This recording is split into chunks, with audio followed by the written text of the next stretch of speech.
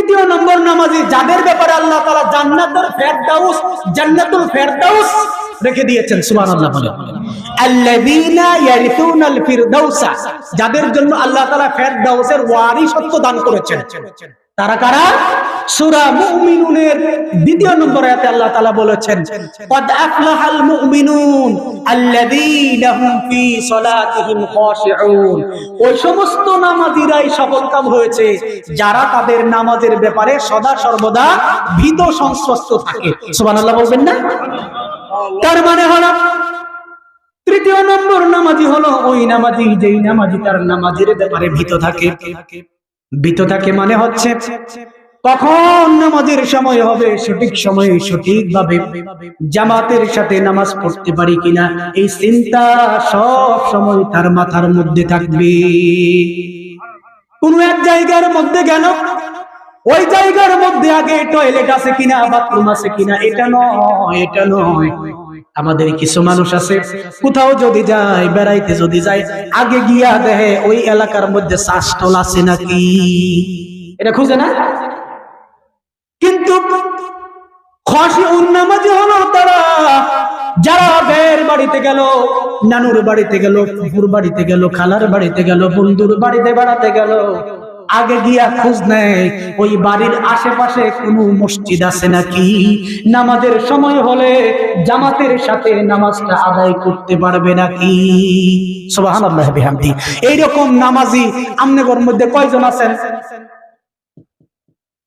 সম্মানিত ভাইরা আমার, খাশিউন নামাজীর আরেকটা বৈশিষ্ট্য হলো নামাজ জামাতের সাথে পড়বে, এটা সব সময় সে চিন্তাই থাকে।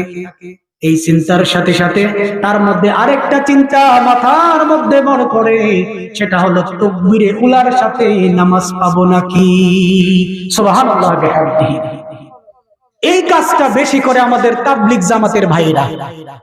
তাকবীরে উলার সাথে আল্লাহর রাসূল সাল্লাল্লাহু আলাইহি ওয়াসাল্লাম বলেছেন, কোন ব্যক্তি যদি 40 দিন তাকবীরে উলার সাথে জামাতে নামাজ পড়তে পারে, ওই ব্যক্তির জন্য আল্লাহ তাআলা 3টা পরোয়ানা দিবেন। সুবহানাল্লাহ বিহামদিহি। তার মধ্যে 1 নাম্বার হচ্ছে মুনাফিকের কাতার থেকে তার নামটা আল্লাহ তাআলা কেটে দেবেন। সুবহানাল্লাহ বিহামদিহি। যেই মুনাফিকের জায়গা আল্লাহ তাআলা কোথায় রেখেছেন? জাহান্নামের একেবারে সর্বনিম্ন। এখন মুনাফিক কারে কয়? মুনাফিকের সোজা সাতটা একটা সংজ্ঞা হইল, মুনাফিক হচ্ছে ওই ব্যক্তি যে ব্যক্তি এই দিকেও তাল দেয়, ওই দিকেও তাল দেয়। আমাদের সমাজে এরকম অসংখ্য মানুষ আছেন, অসংখ্য ভাইরা আছেন, বিশেষ করে যুবক ভাই যারা আছে তাদের মধ্যে দেখা যায় তাদের মোবাইলটা যদি আপনি ঘাটেন তাহলে তাদের মোবাইলের মধ্যে কিছু গজল পাওয়া যায়, কিছু আমির হামজার ওয়াজ, মিজানুর রহমান আজহারির ওয়াজ, হাফিজুর রহমান সিদ্দিকীর ওয়াজ, এইরকম ওয়াজ পাওয়া যায়। আবার মনির খানের গানও পাওয়া যায়। এমন শুভকামনা এলাকায় নাই না? আমি আমার কথা বুঝেন না গো? এমন আছে না নাই? কিছুদিন আগে আপনাদের এলাকায় কোন এক জায়গার মধ্যে কনসার্ট হয়েছে, ওইখানে হৃদয় খানরে আনছে, ওইখানে সে সবার আগে গিয়ে হাজির। আবার আপনাদের এলাকার মধ্যে 3 দিন ব্যাপী তাফসীরুল কোরআন মাহফিল, এইখানেও সবার আগে এসে হাজির। তার চিন্তা হইলো কোন দিকেই বাদ দিতাম না। কথা কি বুঝতে পারছেন? মানে ওয়াজও ছাড়তাম না, গানও ছাড়তাম না, সব দিকের মজায় মারতে রাজি আছি। এদেরকে বলা হয় কি? মুনাফিক। একটা ছোট ঘটনা বলতাম, আপনারা যদি অনুমতি দেন। একবার এক ব্যক্তি বাজারের মধ্যে গেল লাউ বিক্রি করতে। আপনি এলাকায় তো ভালো লাউ হয়।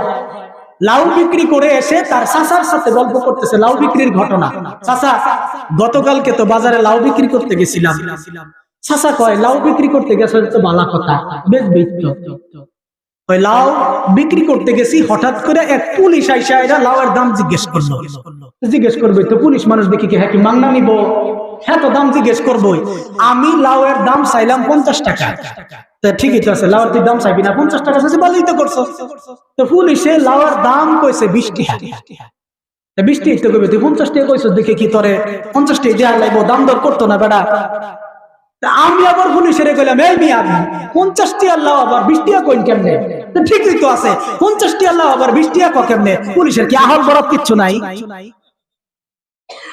পুলিশ গেছে সেটতো না, তুই পুলিশের মুখে মুখে তর্ক করছস, সেটতে আমার মারছে এক থাপ্পড় দিত না, তুই কামটা করছস কি, পুলিশের লোকে তর্ক করছস, যা কইছিস তা দিয়া দিতে।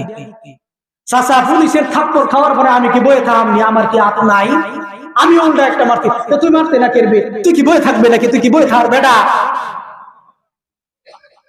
পুলিশে থাপ্পড় মারার পরে পুলিশে তো রাগান্বিত হয়ে হ্যান্ডকাপ বাইর করে আমার হ্যান্ডকাপ পরায়া হাজতে লয়ে গেছে, লয়ে যাইতো না, তুই আইনের গায়ের মধ্যে হাত তুলছস, করছসটা কি। হাজতের মধ্যে আমার এক রাত রাইখা আজকে সকালে ছাইরা দিত না, দেখতে হইব না বাতিজাটা কার। আচ্ছা কোন তো এই চাচার কাছে কোন কাজকে খারাপ, হ্যাঁ দুই দিকে তাল দিছে না, অন্য এলাকার মধ্যে এরকম দুই দিকে তাল দেওয়া লোক আছে না নাই, এদেরকে কয়েছে মুনাফিক। বুঝাইতে পারলাম? হুজুর চলে আসছে, আমি আর সংক্ষিপ্ত করতেছি আলোচনা। বলছিলাম তিনজন নামাজি, দুইজন জাহান্নামে যাবে, একজন জান্নাতে যাবে।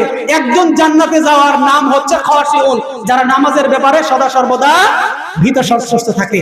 সূরা মাউনের সর্বশেষ আয়াত, যেই আয়াত থেকে আল্লাহ তাআলা সূরা মাউনের নামকরণ করেছেন, এটা হচ্ছে ওয়ায়ামনাউনাল মাউন, এবং তারা মানুষকে ছোটখাটো জিনিস দিতে চায় না। আমরা এলাকার মধ্যে কারো বাড়ি থেকে কোদাল, খন্তা, দাও, কাশি, এই সেই ছোটখাটো জিনিস আনতে আপনারা অনেক সময় যান না, বাইরে কথা কয় না, যান না। যাওয়ার পরে ওই বেচারা আপনারা কয় কি দিছি, বহুত দিছি, দেখছি নাম পাই না। এরকম মানুষ আছে না নাই? এই যে কথাটা বললো, এটা হচ্ছে ওয়ায়ামনাউনাল মাউন, তারা জাহান্নামী। অথচ আপনি যদি আমিনুল ভাইয়ের আমার কাছে আসলো একটা ছোট্ট জিনিসের জন্য, পুরার জন্য, মানে খন্তির জন্য, দাওয়ার জন্য, ঝাড়ুর জন্য, তিনি আসলেন, আমি তাকে এটা দিলাম, এটা যদি আল্লাহর রাস্তায় দান করে দিতাম, যেই পরিমাণ সওয়াব হতো, উনি শুধু নিয়ে কাজটা করতেন, এই পরিমাণ সওয়াব আল্লাহ তাআলা আমার আমলনামায় লিখে দিলেন। আমরা এরকম ছোট ছোট সাহায্য সহযোগিতা করতে রাজি আছি না নাই?